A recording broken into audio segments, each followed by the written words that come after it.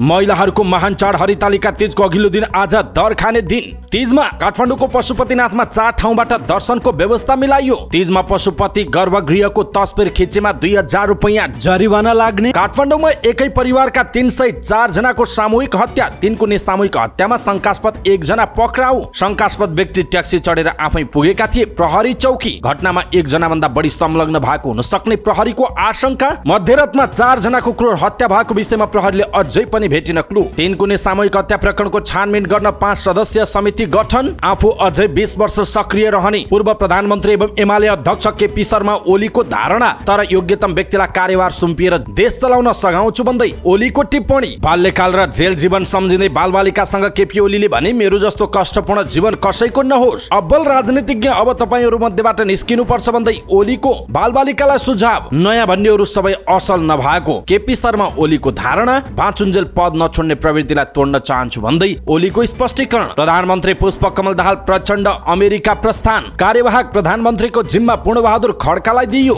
देश र जनतालाई धोका दिने अधिकार कसैलाई पनि नभएको राष्ट्रिय स्वतन्त्र पार्टीका सभापति रवि लामिछानेको जिकिर। रासोपाबाट निर्वाचित सांसदले संसदको गौरव बढाएको रवि लामिछानेको टिप्पणी। प्रधानमन्त्रीको अमेरिका भ्रमणमा शान्ति प्रक्रिया टुङ्गोमा पुर्याउन सहयोग माग्ने कुरा पहिलो प्राथमिकतामा रहेको नेकपा माओवादी केन्द्रको स्पष्टीकरण। विदेशमा रहेका नेपाली युवाहरूको भविष्य नसोचिकन देशको परिवर्तन सम्भव नरहेको प्रधानमन्त्री पुष्पकमल दाहाल प्रचण्डको भनाइ। बीपीको विचारलाई मूर्ति झैं पूजा गर्ने बीपी माथिको ठूलो अन्याय हो भन्दै नेपाली कांग्रेसका महामन्त्री गगन थापाको टिप्पणी। कान्तिबाल अस्पतालमा बालिका मृत्यु सम्बन्धी प्रधानमन्त्रीको अभिव्यक्तिप्रति कांग्रेस महामन्त्री थापाले जनायो असन्तुष्टि। सुभाष नेमुवाङका छोरा सुहाङले भने उहाँका बाँकी काम पूरा गर्न पार्टीले हामीलाई आत्मबल दियोस्। नेमुवाङको निधन अपत्यारिलो र आकस्मिक रहेको एमाले महासचिव शंकर पोखरेलको जिकिर। सोभियु परिषदमा नयाँ नेतृत्व दिन नेभी संघ एकमत छ। चाँडै अधिवेशन हुन्छ भन्दै नेपाल विद्यार्थी संघका केन्द्रीय सदस्य निराजन नेपालको भनाई। सुन प्रकरणमा प्रदेश मन्त्रीको नाम मुछिए पछाडि बागमती प्रदेशमा एमालेले माग्यो जवाब। 1 किलो सुन तस्करी प्रकरणमा आफ्नो नाम जोड्नु गलत रहेको बागमती प्रदेशका खानेपानी ऊर्जा तथा सिंचाई मन्त्री तीर्थबहादुर लामाको दावी। सरकारी गाडी नियन्त्रणमा लिएर युवा संघले ट्राफिकलाई बुझायो। फौजदारी मुद्दाको अनुसन्धान र अभियोजन गुणस्तरीय बनाउनु पर्ने प्रधान न्यायाधीश विश्वेन्द्र प्रसाद श्रेष्ठको टिप्पणी। नेपालका जेलको अवस्था नरक जस्तो भएको नेपाल बार एसोसिएसनका अध्यक्ष गोपाल कृष्ण घिमिरेको गुनासो। मध्यपश्चिमीमा थेलावाली सुनिता र नगर प्रहरी बुद्ध लक्ष्मी बीच झडप। मल्ल युद्धको भाइरल भिडियोको के हो वास्तविकता, यसको विषयमा पूरै जानकारी। अटिजम भएकाहरूका लागि विशेष कार्यक्रम ल्याउने नेपाल सरकारको तयारी। एनआरएनए अध्यक्षमा महेश कुमार श्रेष्ठको उम्मेदवारी घोषणा। कतारका 57 संस्थालाई साक्षी राखेर आरके शर्माले पनि गरे एनआरएनए अध्यक्षको उम्मेदवारी घोषणा। गोर्खामा बसको ठक्करले मोटरसाइकल चालकको ज्यान गयो। ट्याङ्करले मोटरसाइकललाई ठक्कर दिँदा 2 विद्यार्थी नेताको मृत्यु। सामूहिक बलात्कार गरेको आरोपमा स्याङ्जामा 2 जना प्रहरीको नियन्त्रणमा। विद्यार्थी बेहोस हुन थाले पछाडि बैतडीमा पठन पाठन प्रभावित। लुम्बिनी प्रादेशिक अस्पतालका कोठामै थन्के महँगा स्वास्थ्य उपकरण। ढोरपाटनमा मगर भाषा लोप हुँदै। अमेरिकी उपराष्ट्रपति कमला ह्यारिसको जीवनी अब नेपालीमा पढ्न पाइने। नारायणगढ गोन्द्राङ सडकमा 60 करोडको काम गर्न जम्मा 5 करोड रुपैयाँ बजेट विनियोजन। नाडा अटोसो 2023 को 5औं दिनसम्म आधा लाखले गरे अवलोकन। बालबालिकाको तथ्याङ्क चोरेको आरोपमा टिकटकलाई करोडौं युरो जरिवाना। इजरायली सेनाले गाजामा हवाई आक्रमण गर्यो, 12 जना घाइते। रुसको आर्थिक वृद्धि दर सुस्त हुने केन्द्रीय बैंकका गभर्नरको चेतावनी। एसियाडमा सहभागी हुने नेपाली पुरुष भलिबल टिम चीन प्रस्थान। र समाचार पार्टी हेल्थ टिप्स अन्तर्गत आज हामी यौन रोग गोनोरिया भनेको के हो, कसरी सर्छ गोनोरिया, यसका जटिलताहरू के हुन्, यसको पहिचान र उपचार कसरी गर्न सकिन्छ अनि संक्रमणबाट कसरी बस्ने भनेर हेल्थ टिप्स प्रस्तुत गर्छौं। हामीलाई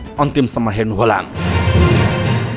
दर्शक महानुभाव नमस्कार। समाचार पार्टी .com को न्यूज बुलेटिनमा यहाँलाई हार्दिक स्वागत छ। म प्रहलाद चन्द्र घिमिरे। आज मिति विक्रम सम्वत 2080 साल भदौको 31 गते आइतबार स्पेसम्म सन् 2023 सेप्टेम्बर 17 तारिक। आज भदौ शुक्ल द्वितीया, आज दर खाने दिन। यहाँहरू सम्पूर्णलाई दर खाने दिनको धेरै शुभकामना छन्। सदाको चाहिँ आज पनि हामी उपस्थित भएका छौँ आजका मुख्य समाचार, ब्रेकिङ न्यूज, न्यूज अपडेट लगायत तपाईँलाई काम लाग्ने हेर्नै पर्ने महत्त्वपूर्ण समाचारहरू लिएर। हाम्रो मेहनतका लागि यो भिडियोमा एउटा लाइक अवश्य गर्नुहोला। दर्शक महानुभाव, पलपलको न्यूज अपडेटका लागि हाम्रो च्यानललाई तपाईँले अहिलेसम्म सब्स्क्राइब गर्नुभएको छैन भने कृपया सब्स्क्राइब गर्नुहोस् अनि नजिकै आउने बेल आइकनलाई क्लिक गर्नुहोला। दैनिक रूपमा हेर्नुहुन्छ भने रेगुलर भनेर लेख्नुहोला। आज पहिलो चोटि हेर्दै हुनुहुन्छ भने फर्स्ट टाइम भनेर लेखिदिनु होला। देशभित्र हुनुहुन्छ भने आफू रहेको गाउँ ठाउँ सहर जिल्लाको नाम लेख्नुहोला। विदेशमा हुनुहुन्छ भने कुन देशबाट हेरिरहनु भएको छ त्यो कुरा तलको कमेन्ट बक्समा कमेन्ट गर्नुहोला। आउनुहोस् दर्शक महानुभाव, आजका मुख्य समाचार सुरु गरौँ। आज तीज पर्व अन्तर्गत दर खाने दिन मनाइँदै गरेको प्रसङ्गबाट। महिलाहरूको महान चाड हरितालिका तीजको अघिल्लो दिन आज दर खाने दिन। तीज पर्वको अघिल्लो दिन तीजको व्रत बस्न शक्ति प्राप्तिका लागि नेपाली हिन्दू महिलाहरूले दर खाने चलन रहेको छ। दर खाने दिनमा विभिन्न मिठा परिकार बनाएर खाने र नाचगान गरेर रमाइलो गर्ने परम्परा समेत रहिआएको छ। दर खाने दिनको भोलिपल्ट तीज पर्व पर्दछ। तीजको दिन निराहार व्रत बस्ने भएकाले यसका लागि शक्ति प्राप्त गर्न अघिल्लो साँझ पौष्टिक तत्त्व भएका खानेकुराहरू खाने गरिन्छ। दर खाने समय र स्थान भने ठाउँ अनुसार फरक फरक रहेको पाइन्छ। कतै साँझमा अन्य चिज नखाई दर खाने प्रचलन छ भने कतिपय स्थानमा पहिला खाना खाएर मध्यरातमा दर खाने गरिन्छ। परापूर्व कालमा देवी पार्वतीले भगवान शिवलाई स्वामी पाऊँ भनी निराहार व्रत बसेको र उनको कामना पूरा भएको विश्वासका साथ अविवाहिताले राम्रो पति पाउन र विवाहिताले पतिको सुस्वास्थ्य दीर्घायु र प्रगतिको कामना गर्दै तीज पर्व मनाउने चलन रहेको छ। देश तथा विदेशमा रहनुभएका सम्पूर्ण नेपाली दिदीबहिनीहरूलाई आज दर खाने दिनको धेरै धेरै शुभकामना छ। समग्र रूपमा नेपाली महिलाहरूको महान चाड हरितालिका तीजको यहाँहरू सम्पूर्णलाई शुभकामना छ। यहाँहरू देशभित्र हुनुहुन्छ अथवा विदेशमा हुनुहुन्छ, जहाँ हुनुहुन्छ, जस्तो अवस्था हुनुहुन्छ, माइत जान पाउनु भएको छ, दाजुभाइ दिदीबहिनीहरू सँगै हुनुहुन्छ, रमाइलो गरिरहनु भएको होला अथवा कतिपयलाई कार्य व्यस्तताको कारण मन हुँदाहुँदै पनि कतिपय समस्याहरूको कारणले आफ्ना माइतीहरूसँग भेट हुन सक्नु भएको छैन होला र विभिन्न व्यस्तताको कारणले टाढा हुनुहुन्छ होला। जहाँ हुनुहुन्छ, जस्तो अवस्थामा हुनुहुन्छ, कृपया तीजलाई हाँसी खुसी परम्परागत रूपमा तडक भडक नगरिकन मनाउनु होला। यहाँहरू सम्पूर्णलाई तीजको शुभकामना छ। सँगसँगै आजकाल त तीजका संस्कृतिहरू परिवर्तन हुँदै गएका छन्। पार्टी प्यालेस अनि होटल रेस्टुरेन्टमा गएर रमाइलो गर्ने, नाच्ने, गाउने, बजाउने त्यो खालको संस्कृति बढिरहेको छ। पश्चिमा संस्कृति हाबी भइरहेको छ। पहिलाका तीज र अहिलेको तीजमा कस्तो फरक पाउनु भएको छ र तीज कस्तो हुनुपर्छ जस्तो तपाईँलाई लाग्छ? कृपया तीजको बारेमा आफ्नो कुरा तलको कमेन्ट बक्समा कमेन्ट गरिदिनु होला। यसैबीच तीज पर्वका अवसरमा पशुपतिनाथ मन्दिर दर्शन गर्न आउने भक्तजनलाई 4 ठाउँबाट दर्शन गराइने भएको छ। पशुपति क्षेत्र विकास कोषले यस वर्ष तीज पर्वका अवसरमा पशुपतिनाथको दर्शनमा आउने भक्तजनका लागि सहज बनाउन 4 ठाउँबाट लाइनको व्यवस्था गर्न लागेको छ। कोटेश्वर, तीनकुने, सिनामङ्गल क्षेत्रबाट आउने भक्तजनका लागि तेलगङ्गा पर्यटक टिकट काउन्टर क्षेत्रबाट प्रवेश गरी राम मन्दिर, आर्यघाट हुँदै पूर्वी ढोकाबाट पशुपति मन्दिर प्रवेश गर्ने गरी व्यवस्थापन गरिँदैछ। दोस्रो, मित्र पार्क क्षेत्रबाट प्रवेश गर्न पाउने। तेस्रो, गौशाला पिङ्गल स्थान पञ्चदेवल क्षेत्रबाट लाइन अघि बढ्ने गरी व्यवस्था हुँदैछ। चौथो लाइन गुह्यश्री, उमाकुण्ड, कैलाश दक्षिण भाग हुँदै पशुपतिनाथ मन्दिरमा प्रवेश गर्ने बताइएको छ। मूल मन्दिर परिसरको तस्बिर भिडियो खिच्न मनाई गरिएको छ। नियम उल्लङ्घन गरेमा नगद जरिवाना सहित कारबाही गर्न लागि पशुपति क्षेत्र विकास कोष संस्कृति संरक्षण महाशाखाका प्रमुख गौरीशंकर पराजुलीले जानकारी दिनुभएको छ। कोषले तीजको दिन असोजको 1 गते बिहान 6 बजेपछि पुरुष दर्शनार्थीलाई पशुपतिनाथ मन्दिर प्रवेश गर्न नदिने बताएको छ। पशुपतिनाथका नित्य दर्शनार्थीलाई यस अघि नै दर्शन गरेर फर्कन पनि कोषले आह्वान गरेको छ। कोषका कार्यकारी निर्देशक डाक्टर घनश्याम खतिवडाले सुरक्षा व्यवस्था सहित आवश्यक सबै तयारी सकिएको बताउनु भएको छ। दर्शक महानुभाव, तीजमा पशुपतिनाथ जाने धेरै दिदीबहिनीहरूको चाहना हुन्छ र उहाँहरूको सहजताका लागि यो भिडियोलाई सक्दो शेयर गरिदिनु होला आफ्नो फेसबुक, ट्विटर लगायतका सामाजिक सञ्जालमा, ताकि कुन ठाउँबाट 4वटै ढोका यस वर्ष खोलिँदैछ र कुन ठाउँबाट दर्शन गर्न पाइन्छ र भन्ने कुरा उहाँहरूलाई सहज हुन सक्छ। त्यसकारणले यो भिडियोलाई सक्दो शेयर गरिदिनु होला। सँगसँगै पशुपतिको गर्भगृहको तस्बिर खिचेमा 2000 रुपैयाँ जरिवाना हुने जनाइएको छ। मूल मन्दिर परिसरको तस्बिर भिडियो खिचेमा मोबाइल सिज गरिने बताइएको छ। मुख्य मन्दिरको तस्बिर खिचेमा 1100, मूल मन्दिर परिसरको तस्बिर खिचेमा 500 रुपैयाँ जरिवाना गरिने पनि बताइएको छ। त्यसकारणले यो सन्देश, यो समाचार सबैमाझ पुर्याउनु पर्नेछ। आफ्नो फेसबुक, ट्विटर लगायतका सामाजिक सञ्जालमा शेयर गर्नुहोला, किनकि आजकल हरेकसँग मोबाइल हुन्छ। झिकेर उहाँहरू कसैले पनि फोटो भिडियो खिच्नुभयो भने जरिवाना पर्न सक्ने अथवा जरिवाना हुन सक्ने हुनसक्छ। त्यसकारणले सबैलाई सचेतना फैलाउनु पर्नेछ, सबैलाई जानकारी गराउनु पर्नेछ। कृपया भिडियो सक्दो शेयर गरिदिनु होला।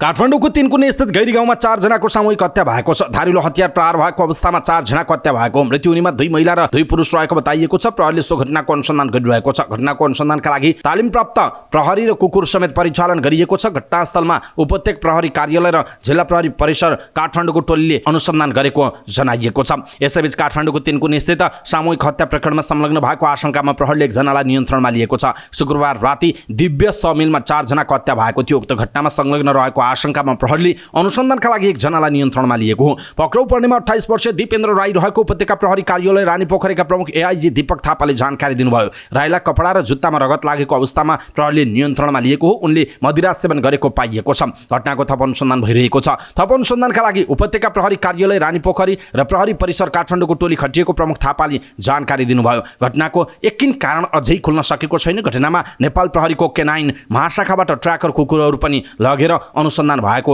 जनाइएको छ।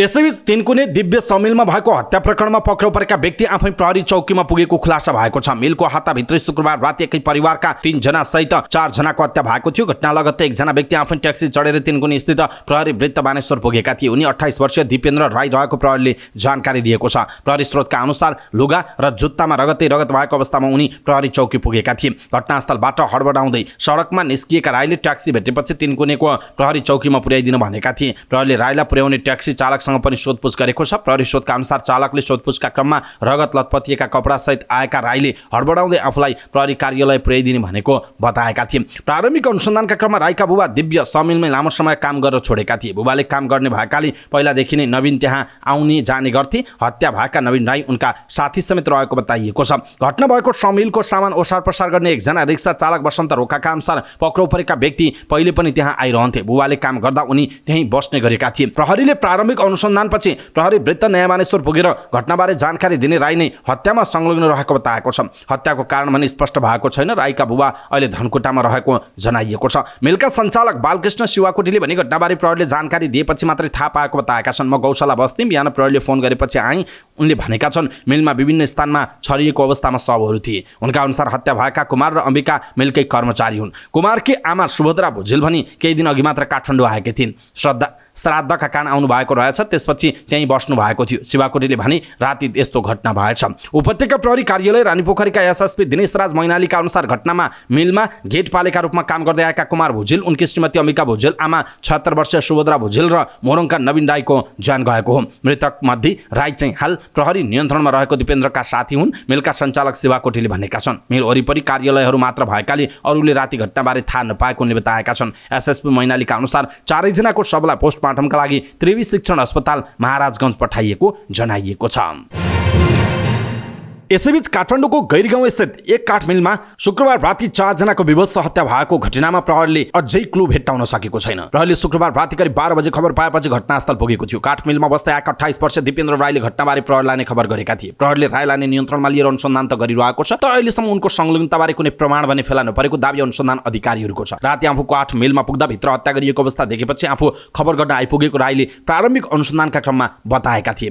प्रहरीका अनुसार उनी धेरै नै मदिरा सेवन गरेको अवस्थामा थिए। उनी शुक्रबार दिउँसो जडीबुटीमा मदिरा सेवन गरेको र पुल खेलेर बसेको पाइएको छ। मदिराले छोडेपछि शनिबार दिउँसोबाट मात्र राईमाथि सोधपुछ सुरु भएको थियो। राईका बुबा सोही काठ मिलमा 1 वर्ष अघिसम्म काम गर्थे। त्यस यता उनका बुबा त्यहाँबाट निस्किए पनि राई भने काठ मिलमै बस्दै आएका थिए। उनी विदेश मान्छे पठाउने काम गर्दा रहेछन्। काठ मिलमा काम नगर्ने भए पनि उनलाई बस्न दिइएको रहेछ। घटनामा उनकै आफन्त भाइको पनि मृत्यु भएकाले अरू कोही घटनामा संलग्न हो कि भन्ने आशंका पनि बलियो छ। अनुसन्धानमा खटिएका अधिकारीले भनेका छन् प्रहरीका अनुसार राईका ती आफन्त केही महिनादेखि उनीसँगै काठ मिलमा बस्दै आएका थिए। घटनामा एकै परिवारका 3 जना सहित 4 जनाको हत्या भएको थियो। राईले आफैले गएर गेट खोलेको बताएका छन्। त्यसो हो भने अन्य कतैतिरबाट मिलभित्र छिरेर घटना भएको हुन सक्ने सम्भावना पनि छ। त्यसबारे पनि अनुसन्धान केन्द्रित छ। हत्या भएका व्यक्तिको रेसिबी र कारोबारका विषयमा पनि हेरिरहेका छौँ, त्यो अनुसन्धान अधिकृतले भनेका छन्। 4 जनाको विभत्स तरिकाले हत्या भएको घटनामा 1 जना भन्दा बढी संलग्न भएको हुन सक्ने आशंका प्रहरीले गरेको छ। उपत्यका प्रहरी कार्यालय रानीपोखरले तिनकुने सामूहिक हत्या प्रकरणको छानबिन गर्न एसएसपी सोमेन्द्र सिंह राठौरको नेतृत्वमा 5 सदस्यीय छानबिन समिति बनाएको छ।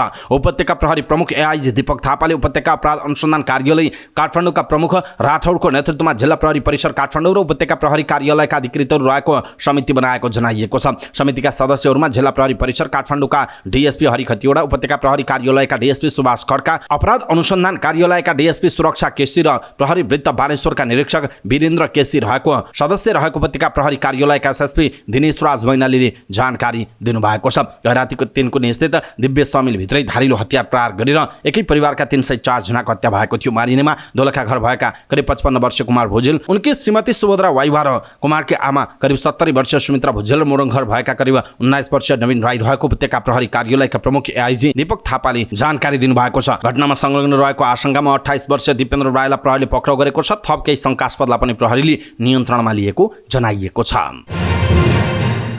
नेकपा एमालेका अध्यक्ष केपी शर्मा ओलीले आफू सक्रिय रहँदा योग्य व्यक्तिलाई पार्टीको नेतृत्व सुम्पिएर देश चलाउन जिम्मा दिने घोषणा गर्नुभएको छ। भाषसँग बालबालिका कार्यक्रममा किशोर किशोरीहरूका प्रश्नको जवाब दिने क्रममा ओलीले झण्डै 20 वर्ष आफू सक्रिय रहने बताउनुभयो। तर सक्रिय रहेकै बेला नेतृत्व हस्तान्तरण गर्ने योजना समेत सुनाउनुभयो। तपाईँको अनुपस्थितिमा कसले नेतृत्व गरोस् भन्ने प्रश्नमा ओलीले भन्नुभयो, मेरो अनुपस्थिति अझै 20 वर्ष हुँदैन, म पहिले अलि बिरामी थिएँ, अहिले ठिक छु। दोस्रो पटक प्रत्यारोपण गरेको किडनीले राम्रोसँग काम गरिरहेको छ। म 20 वर्ष सक्रिय रहन्छु भन्नुको मतलब म नेतृत्व ओगटेर बस्छु भन्ने होइन। आफू सक्रिय रहेकै बेला योग्य व्यक्तिलाई कार्यभार सुम्पिएर देश चलाउन सहयोग गर्छु, उहाँको भनाइ छ। ओलीले आफ्ना पिता अहिले पनि दिनमा 2-3 किलोमिटर बिना लौरो हिँड्ने गरेको भन्दै 20 वर्षसम्म आफू सक्रिय रहने बताउनु भएको हो। उहाँले यस बीचमै नेतृत्वमा नयाँ व्यक्तिलाई ल्याएर सहयोग गर्ने समेत बताउनु भएको छ। हरेक मान्छेले आफूलाई राम्रो र अब्बल भन्छ अनि आफ्ना कमजोरी तथा गल्ती सकेसम्म लुकाउन खोज्छ। अझ राजनीतिज्ञहरूको त यो आम चरित्र नै हो। शनिबार केही बालबालिकाले एमाले अध्यक्ष केपी शर्मा ओलीलाई सोधे, तपाईँ आफूलाई कति अब्बल राजनीतिज्ञ मान्नुहुन्छ?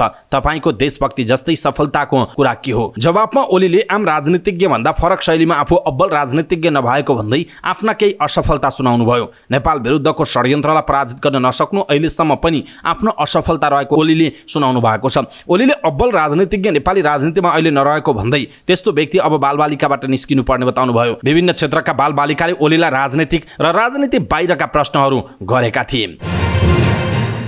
नेकपा एमालेका अध्यक्ष केपी शर्मा ओलीले नयाँ र पुस्तान्तरणका नाममा खराब चरित्रलाई साथ नदिन बालबालिका र किशोरी किशोरीलाई आग्रह गर्नुभएको छ। भाषसँग बालबालिका कार्यक्रमका सहभागीहरूको प्रश्नको जवाब दिने क्रममा पूर्व प्रधानमन्त्री ओलीले नयाँ भन्दैमा सबै राम्रा नहुने बताउनुभयो। उहाँले नयाँका नाममा आएका खराब व्यक्तिहरूबाट नसिक्न उहाँले आग्रह गर्नुभयो। ओलीले भन्नुभयो, नयाँका नाममा आएका खराब चिन्न सक्नुपर्छ। पुस्तान्तरणको नाममा आएका खराबहरूबाट टाढा रहनुहोस्। जेनेरेसन ग्याप भनेको आइज ब्रो भन्नु होइन, तपाईँहरू मेहनती भन्नुहोस्। ओलीले आफ्नो जीवनका धेरै भोगाईहरू बालबालिकालाई सुनाउँदै एकजना प्रहरीका डीएसपीले जेलबाट मार्न लगेका बेला त्यस्तो देशभक्त व्यक्तिलाई मार्नु हुँदैन भनेर माथिल्लो निकायमा लगेर बुझाइदिएकाले बाँच्न सफल भएको समेत बताउनुभयो। कांग्रेस महामन्त्री विष्णुप्रकाश शर्माकी छोरी स्वीकृतिले संयोजन गरेको कार्यक्रममा विभिन्न विद्यालय र कलेजका विद्यार्थीहरू सहभागी रहेको जनाइएको छ।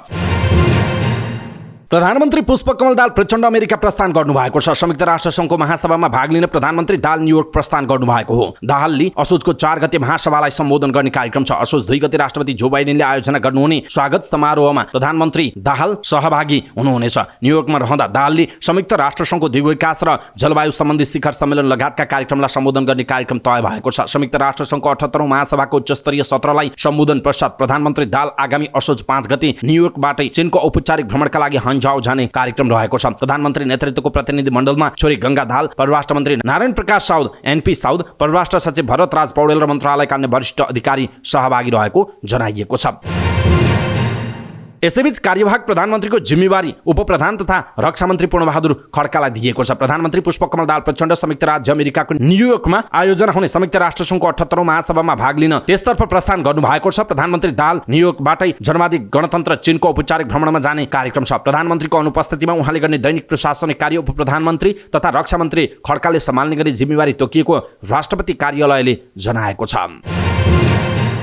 राष्ट्रिय स्वतन्त्र पार्टी रासपाका सभापति रवि लामिछानेले देश र जनतालाई धोका दिने अधिकार कसैलाई पनि नभएको बताउनु भएको छ। गोर्खा सदरमुकाममा आयोजित आमसभामा उहाँले एउटा युग पर्खेर जनताले आफ्नो पार्टीलाई भरोसा गरेको बताउनु भएको छ। हामी व्यक्ति र पार्टी बनाउन हिँडेका होइनौं, मुलुकमा परिवर्तन गर्न हिँडेका हौं, सभापति लामिछानेको भनाइ छ। नेपाली जनताले रासपालाई आशा र भरोसाको पार्टीको रूपमा हेरेको उहाँले बताउनु भएको छ। देशलाई समृद्ध बनाउने रासपाको अभियान रहेको उल्लेख गर्दै सभापति लामिछानेले क्षमतावान व्यक्तिलाई राजनीतिमा लिएर जान चाहेको बताउनु भयो। सभापति लामिछानेले पद पाउनका लागि मात्र उनीलाई पार्टीले स्वीकार नगर्ने बताउनु भएको छ। यसैबीच लामिछानेले आफ्नो पार्टीका सांसदले संसदको गौरव बढाएको दाबी गर्नु भएको छ। लामिछानेले व्यथिति र विसङ्गति विरुद्ध संसदमा क्षमतावान र योग्य सांसदहरू गर्जिरहेको बताउनु भयो। नेपालको संसदको गौरव कसैले बढाएको छ भने राष्ट्रिय स्वतन्त्र पार्टीबाट विजयी बनेकाहरूले बढाएका छन्। 21 जना सांसद टाउकोधारी मात्र होइनन्, देशलाई माया गर्ने मान्छे हुन्। विषय विज्ञता छ, के बोल्ने के नबोल्ने थाहा छ, के भन्ने के नभन्ने थाहा छ। उहाँले भन्नुभयो व्यथिति विसङ्गति विरुद्ध क्षमतावान र योग्य सांसद गर्जिरहेका रहेका छन्,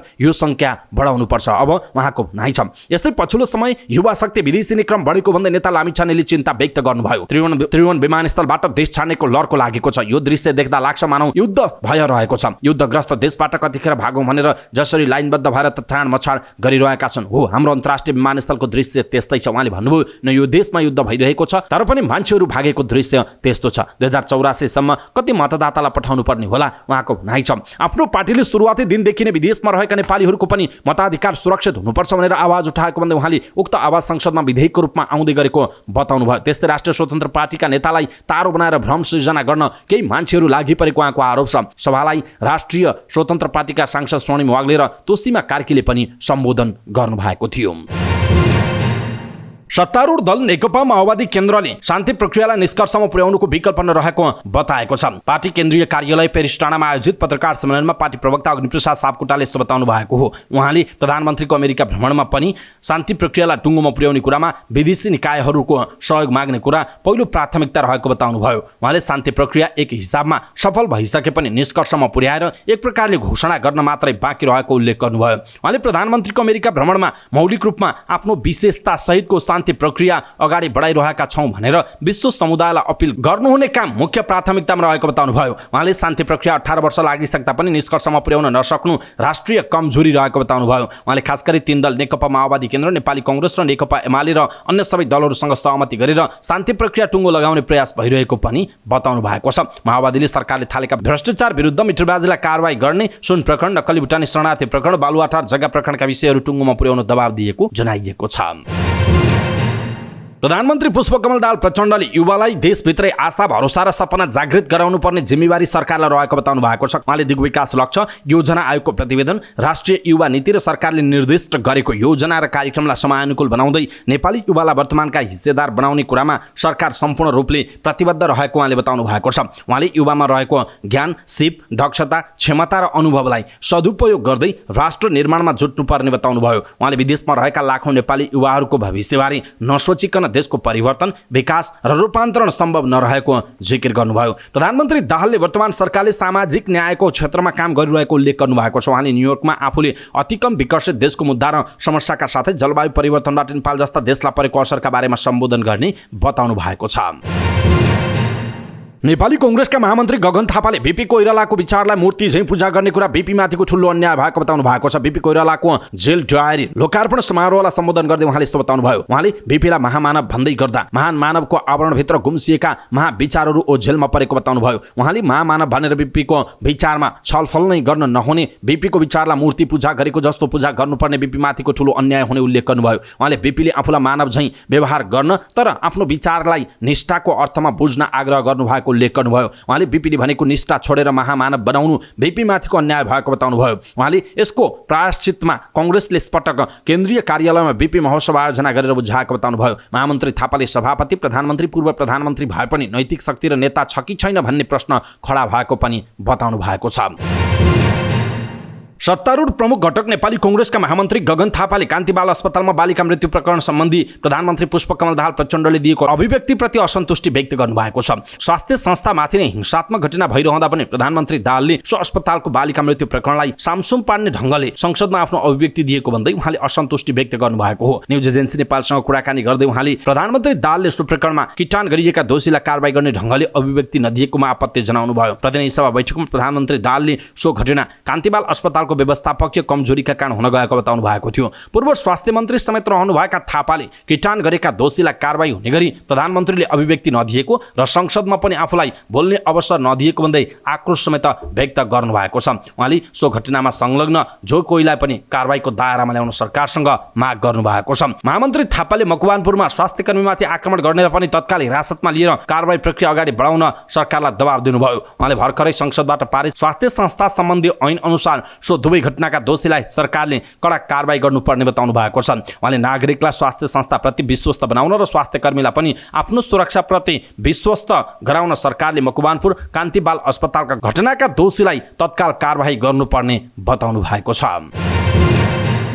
हृदयघातका कारण निधन भएका संविधान सभाका अध्यक्ष सुभाष नेमुवाङका छोरा सुहाङ नेमुवाङले पिताले गर्न बाँकी रहेका काम पूरा गर्न पार्टीले आत्मबल दिने विश्वास व्यक्त गर्नुभएको छ। एमाले उपाध्यक्ष समेत रहनुभएका नेमुवाङप्रति श्रद्धाञ्जली अर्पण गर्न बालुवाटार स्थित निवास पुगेका विष्णु पौडेल सहितका नेताहरूप्रति आभार प्रकट गर्दै उहाँले पिताले गर्न बाँकी काम धेरै रहेकाले पनि काम पूरा गर्न पार्टीले आत्मबल प्रदान गर्ने विश्वास व्यक्त गर्नुभएको हो। अधिवक्ता समेत रहनुभएका सुहाङले पिता सुभाष नेमुवाङको आकस्मिक निधनबाट मुलुक पार्टी र परिवारलाई ठूलो क्षति भएकाले बाँकी सपना पूरा गर्न आफू प्रयत्नरत रहने बताउनुभयो। एमालेका प्रमुख सचेतक पदम गिरीले दलको तर्फबाट परिवारलाई समवेदना प्रकट गर्नुभयो। सुहाङ स्वर्गीय नेमुवाङका कान्छा छोरा हुनुहुन्छ। उहाँ बुबाको राजनीतिमा समेत सहयोगी हुनुहुन्थ्यो। नेमुवाङका जेठा छोरा भने बेलायतमा बस्नुहुन्छ। उहाँ बुबाको निधन भएपछि आउनु भएको हो। दुई छोरी मध्ये जेठी सुसाङ दन्त चिकित्सक र कान्छी सम्या विद्यार्थी रहेको जनाइएको छ। नेकपा एमालेका महासचिव शङ्कर पोखरेलले सुभाषचन्द्र नेमुवाङको निधन अपत्यारिलो र आकस्मिक भएको बताउनु भएको छ। ललितपुर चासल स्थित पार्टी केन्द्रीय कार्यालयमा एमाले सम्पर्क समन्वय कमिटीले आयोजना गरेको एमाले उपाध्यक्ष तथा संविधान सभा अध्यक्ष सुभाषचन्द्र नेमुवाङको शोक सभामा उहाँले नेमुवाङको निधनको खबर पत्याउनै नसकेको बताउनुभयो। नेमुवाङप्रति देखिएको सद्भाव र उहाँको अवसानपछि देखिएको सहानुभूतिले उहाँको सार्थक जीवन जिएको महासचिव पोखरेलले बताउनुभयो। संविधान सभाबाट संविधान जारी गराउने विषयमा नेमुवाङले महत्त्वपूर्ण योगदान पुर्याउनु भएको उहाँले बताउनुभयो। नेमुवाङ संसदीय मामिलाको सबैभन्दा बढी मर्म बुझेको व्यक्ति भएको उल्लेख गर्दै नेमुवाङ एमालेको नेता मात्र नभएर संवैधानिक र कानुनी सल्लाहकारका रूपमा पनि रहेको उहाँले बताउनुभयो। नेमुवाङ प्रति सम्मान गर्ने हो भने उहाँको भावना बुझ्नुपर्नेमा उहाँले जोड दिनुभयो। सभामा एमालेका स्थायी कमिटी सदस्य लालबाबु पण्डित, डाक्टर विजय सुब्बा लगायतका नेताहरूले नेमुवाङको योगदानलाई बिर्सन नसकिने बताउनु भएको थियो। गत फागुनमा त्रिभुवन विश्वविद्यालय र नेपाल संस्कृत विश्वविद्यालय अन्तर्गतका आङ्गिक र सम्बन्धन प्राप्त क्याम्पसहरूमा स्वतन्त्र विद्यार्थी युनियनको निर्वाचन सम्पन्न भए पनि धेरै आङ्गिक क्याम्पसमा विद्यार्थी सङ्गठनको विवादका कारण अझै अपूर्ण छ। त्रिविका आङ्गिक क्याम्पसमा भएका निर्वाचनमध्ये एमाले निकट अनेरा सोभी र कङ्ग्रेस निकट नेवी सङ्घका प्रतिनिधि लगभग हाराहारी सङ्ख्यामा निर्वाचित भएका छन्। दुवै सङ्गठनले सोभीमा आफूलाई पहिलो सङ्गठन दावी गरेका छन्। स्वतन्त्र विद्यार्थी युनियनमा निर्वाचित पदाधिकारीहरूका लागि नेवी सङ्घले अलग्गै सङ्गठन समेत बनाएको छ। त्यसको नाम हो सोभी परिषद नेपाल। नेवी सङ्घ केन्द्रीय समितिले पूर्णता पाएसँगै सोभी परिषद नेपालमा पनि नयाँ नेतृत्व चयनका लागि दबाव बढिरहेको छ। यसअघि निराजन नेपाल अध्यक्ष रहेको सोभी परिषदका नेतृत्व चयन कसरी हुँदैछ? नेपाल आदर्श क्याम्पसका निवर्तमान सभापति समेत रहनुभएका सोभी परिषदका अध्यक्ष तथा नेपाल विद्यार्थी सङ्घका केन्द्रीय सदस्य निराजन नेपालले सोभी परिषदमा नयाँ नेतृत्व दिन नेवी सङ्घ एकमत रहेको र चाँडै अधिवेशन हुने पनि बताउनु भएको छ। नेकपा एमाले केही दिन अघि जिल्ला प्रहरी परिसर काठमाडौँले बरामद गरेको करिब 1 किलो सुन प्रकरणमा बागमती प्रदेशका मन्त्रीको जवाफ माग गरेको छ। प्रदेश सभाको बैठकमा बोल्दै प्रमुख प्रतिपक्षी दल नेकपा एमाले संसदीय दलका नेता जगन्नाथ थपलियाले बागमती प्रदेशका खानेपानी ऊर्जा तथा सिंचाई मन्त्री तीर्थ लामाको जवाफ माग गर्नुभयो। थपलियाले मन्त्रीको नाम उल्लेख गरेर सुन तस्करी भएको सुनिन आएको छ। यस विषयमा सरकारले सदनलाई जानकारी गराउनु पर्दछ। उहाँले भन्नुभयो मन्त्रीको नाम जोडिएपछि सांसद समक्ष उहाँले जवाफ दिनुपर्ने थपलियाले बताउनुभयो। गत मङ्गलबार प्रहरीको विशेष सूचनाका आधारमा मलद्वारमा लुकाएर दुबईबाट हिमालय एयरलाइन्स मार्फत ल्याएको सुनसहित प्रहरीले काभ्रेको खानीखोला गाउँपालिका 3 का बाबुलाल दोङलाई पक्राउ गरेको थियो। सो प्रकरणमा मन्त्री लामाको नाम मुछिएको भन्दै थपलियाले सरकारले र मन्त्रीले समेत जवाफ दिनुपर्ने बताउनुभयो।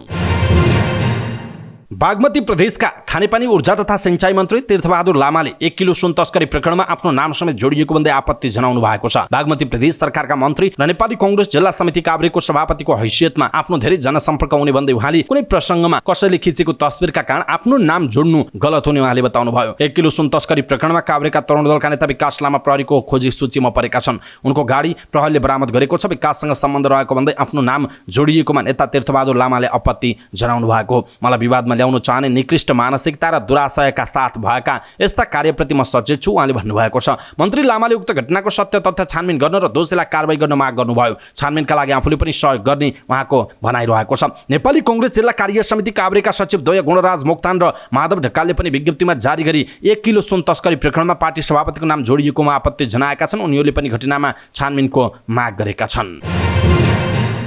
नेकपा एमाले निकट राष्ट्रिय युवा संघ धनुषाले जङ्गपुर धाममा शनिबार पनि सरकारी गाडीको दुरुपयोग गर्ने गाडीहरू नियन्त्रणमा लिएको छ। भानुचोकबाट युवा संघका कार्यकर्ताहरूले हिजो 9वटा सरकारी गाडी नियन्त्रणमा लिएर ट्राफिकलाई बुझाएको बताइएको छ। सरकारी गाडी दुरुपयोग रोक्ने उनीहरूको अभियानलाई ट्राफिक प्रहरीले सघाएको छ। प्रदेश आम सञ्चार प्राधिकरणका अध्यक्ष श्यामसुन्दर यादवले चढेको सरकारी गाडी पनि उनीहरूले नियन्त्रणमा लिएको बताइएको छ। आम सञ्चार सम्बन्धी कार्यक्रमका लागि र उतड झन लागेको भन्दै चिठी समेत देखाएपछि आफूलाई छोडेको अध्यक्ष यादवले बताउनुभयो। सेतो नम्बर प्लेटको सरकारी 4 पाङ्ग्रे गाडी 3 थान, मोटरसाइकल 5 थान र एउटा स्कुटर नियन्त्रणमा लिएर आवश्यक कारबाहीका लागि जिल्ला ट्राफिक प्रहरी कार्यालयको जिम्मामा लगाइएको युवा संघ मधेस प्रदेशका अध्यक्ष लव अधिकारीले जानकारी दिनुभयो। बिदाको दिन सरकारी गाडी गुडाउन प्रमुख जिल्ला अधिकारीसँग अनुमति लिनुपर्छ, तर अनुमति नलिएरै सरकारी गाडी निजी काममा प्रयोग गर्ने प्रवृत्ति बढेपछि नियन्त्रणमा लिएर कारबाही गर्न अभियान चलाएको युवा संघले जनाएको छ।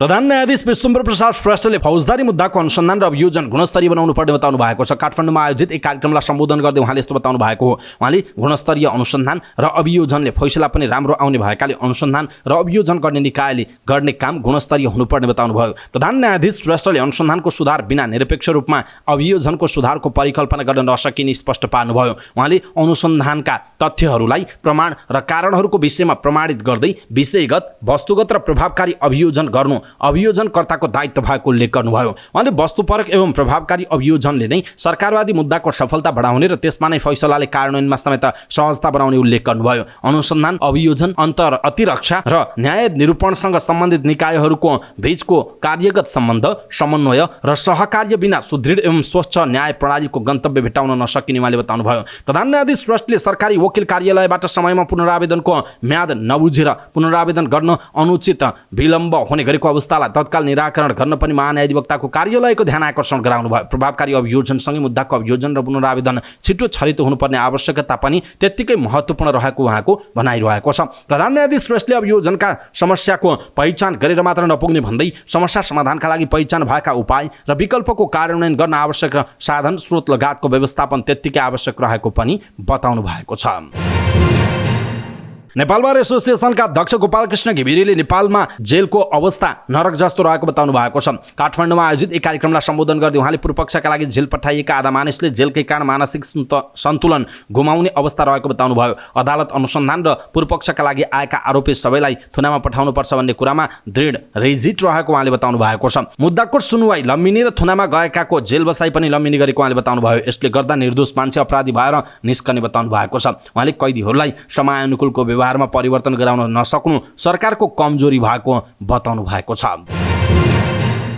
भक्तपुरको मध्यपुर थिमी नगरपालिकामा नगर प्रहरीमाथि हातपात भएको छ। सडक किनारामा राखेको ठेलागाडा उठाउन पुगेको नगर प्रहरीमाथि ठेलागाडावालाले हातपात गरेको बताइएको छ। सडक किनारमा ठेलामा सामान राखेर बेच्दै गरेकी एक महिलाको नगर प्रहरीले गाडा खोसेपछि ती महिलाले नगर प्रहरीको घाँटी नाकेकी हुन्। महिला र नगर प्रहरी बीच भएको मुठभेडको भिडियो अहिले सामाजिक सञ्जालमा भाइरल भएको छ।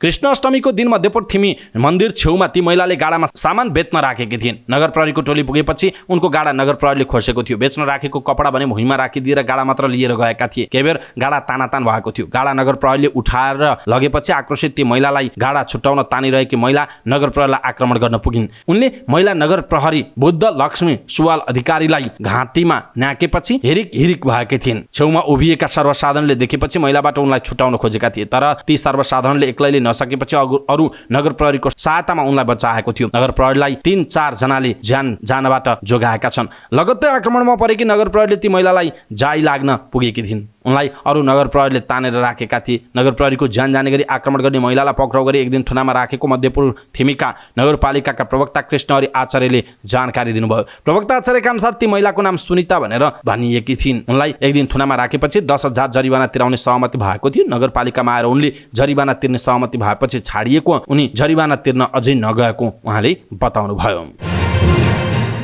सरकारले अटिजम भएकाहरूका लागि विशेष कार्यक्रम ल्याउने तयारी गरेको छ। काठमाडौँमा आयोजित एक कार्यक्रममा बोल्दै शिक्षा विज्ञान तथा प्रविधि मन्त्रालयका सचिव सुरेश अधिकारीले यस्तो कुरा बताउनु भएको हो। उहाँले संसदमा पेश गरिएको शिक्षा विधेयकमा पनि शिक्षा सम्बन्धी समावेशी कार्यक्रम राखिएको बताउनु भयो। उहाँले अटिजम भएकाहरूलाई विशेष व्यवहारको आवश्यकता रहेको औल्याउनु भयो। अधिकारीले कक्षा कोठामा अटिजम भएकाहरूलाई शिक्षण गर्दा छुट्टै किसिमको व्यवहार आवश्यक पर्ने र कक्षा कोठामा उनीहरूलाई विशेष हेरचाहको आवश्यक रहेको बताउनु भयो। अपाङ्गता भएका व्यक्ति र अन्य व्यक्तिको परीक्षा सञ्चालन प्रक्रिया एउटै भएकाले परीक्षा प्रणालीमा सुधार गर्नुपर्ने उहाँको भनाइरहेको थियो। सचिव अधिकारीले फरक क्षमता र दक्षता भएका व्यक्तिको हकमा समावेशी शिक्षा पद्धतिका विषयहरू 16औं योजनामा समेटिने बताउनु भएको छ। सचिव अधिकारीले अटिजम भएकाहरूको विशेष किसिमको सिप र दक्षता प्रस्फोटन गर्न सरकारले उपयुक्त वातावरण सृजना गर्ने बताउनु भयो। अटिजम भएका बच्चाले जन्मजात लिएर आउने एक विशेष प्रकारको अपाङ्गता रहेको जनाइएको छ।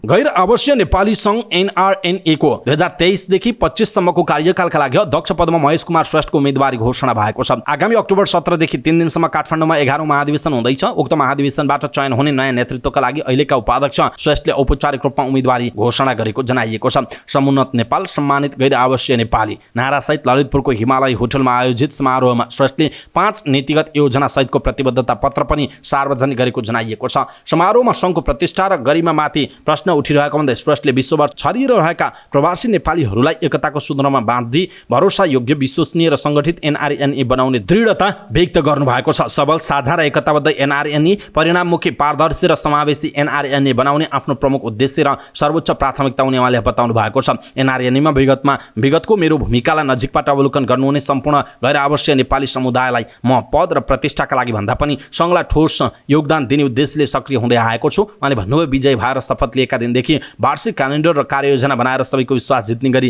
काम गर्ने सङ्कल्प व्यक्त गर्दछु, उहाँको भनाइरहेको छ। अध्यक्षमा उम्मेदवारी घोषणासँगै प्रतिबद्धताहरू सार्वजनिक गर्दै श्रेष्ठले 2 वर्षे कार्यकालमा नेपालमा वैदेशिक लगानी भित्राउन ठोस नीतिगत पहल गर्ने मात्र होइन, गैर आवासीय नेपालीहरूको पुँजीलाई जन्मभूमिको विकासका लागि योगदान गर्ने उद्देश्यले सुरु गरिएको 10 अर्बको सामूहिक लगानी कोषलाई तत्कालै कार्यान्वयन गरिने पहिलो प्राथमिकता राखेको पनि बताउनु भएको छ। यसैबीच गैर आवासीय नेपाली सङ्घ एनआरएनएको आसन्न निर्वाचनका लागि राजेन्द्र कुमार आरके शर्माले पनि कतारबाट औपचारिक रूपमा अध्यक्षको उम्मेदवारी घोषणा गर्नुभएको छ। कतारमा आयोजित एक कार्यक्रममा 57वटा संस्थालाई साँची राखेर शर्माले 2023 देखि 25 कार्यकालका लागि अध्यक्ष पदमा उम्मेदवारी घोषणा गर्नुभएको हो। नेपाल महिला समाज कतार र एनआरएनए एनसीसी कतार महिला विभाग समन्वयमा 57वटा सङ्घ संस्थाको आयोजनामा भएको तीज कार्यक्रममा शर्माले अध्यक्षमा उम्मेदवारी घोषणा गर्नुभयो। कतारमा स्थापित सबै सङ्घ संस्थाले गरेको कार्यक्रम मार्फत मैले आगामी कार्यकालका लागि अध्यक्ष उम्मेदवारी दिने निर्णय गरेको छु। शर्माले भन्नुभयो, 10 दिनभित्र काठमाडौँमा औपचारिक कार्यक्रम गरेर आफ्नो एजेन्डा सहित उम्मेदवारी घोषणा हुनेछ, उहाँको भनाइ छ। शर्माको उम्मेदवारीले कतारका सबै सामाजिक संस्थाले समर्थन जनाएका छन्। एनआरएनएको विश्व सम्मेलन अक्टोबर 17 देखि 19 सम्म हुँदैछ। उहाँले आफूले कतारमा श्रमिक हुँदै व्यवसाय गरेर सामाजिक अभियानमा जोडिएको भन्दै एनआरएनए आइसिसीको उम्मेदवारी समृद्ध नेपाल बनाउनका लागि र विदेशमा बस्ने सबै नेपालीलाई जोड्नका लागि भएको बताउनुभयो। उहाँले एनआरएनएका संस्थापक उपाध्यक्ष डाक्टर देवकाजी ढङ्गुल, कतारका अग्रज अभियन्ता एवं पूर्व उपाध्यक्ष सागर नेपाल सहितको सपना साकार बनाउन अध्यक्षमा उठ्न लागेको बताउनु भएको छ। उहाँले गैर आवासीय अभियानमा आफूले विदेशमा बस्ने नेपालीका मुद्दाहरूलाई नागरिकतादेखि लिएर श्रमिक तथा दोस्रो पुस्ताका मुद्दाहरू बोकेको जानकारी दिनुभयो। उहाँले अब चाँडै काठमाडौँ गएर औपचारिक कार्यक्रम गरेर अध्यक्षमा उम्मेदवारी दिने घोषणा गर्ने तयारी गरेको बताउनु भएको छ। उहाँले मध्यपूर्व लगायत विश्वभरिका सामाजिक अभियन्ताहरूको विचार र मन फरक भए पनि नेपालीका लागि नेपाली भन्ने मूल उद्देश्य अनुरूप साझा रूपमा अगाडि बढ्ने बताउनु भएको छ। सोही सङ्कल्प बोकेर मध्यपूर्वदेखि युरोप, ओसियाना लगायतका 35 देश पुगेर त्यहाँ एनसीसी साथै सामाजिक अभियन्ता बुद्धिजीवीहरूसँग साक्षात्कार गर्दै सुझाव सङ्कलन गरिरहेको उहाँले बताउनु भएको छ। अमेरिका क्षेत्रका अभियन्ताहरूसँग भेटेर अन्तर्क्रिया गर्न क्यानाडाको